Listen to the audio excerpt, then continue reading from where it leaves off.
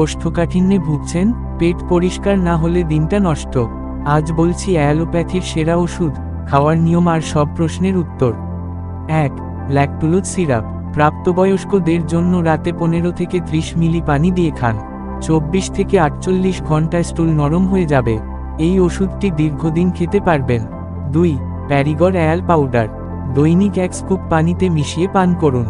এটি পুরোপুরি নিরাপদ, তবে অতিরিক্ত খেলে ডায়রিয়া হতে পারে।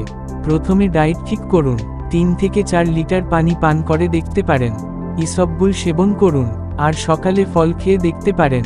যদি এতে আরাম না হয় তাহলে এই ওষুধগুলোর মধ্যে যে কোনো একটি খেতে পারেন। কিভাবে খাবেন? রাতে খেলে সকালে রিলিফ। সাথে হাঁটুন 30 মিনিট। ভাত মাংস কম খান। যদি আপনি গর্ভবতী হন তাহলে ল্যাকটুলোজি সেরা। শিশুদের জন্য ডোজ কম করতে হবে, অর্থাৎ বড়দের তুলনায় অর্ধেক দিতে হবে।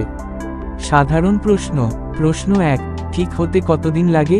উত্তর: 1 থেকে 3 দিন। প্রশ্ন 2. পার্শ্ব প্রতিক্রিয়া কি আছে?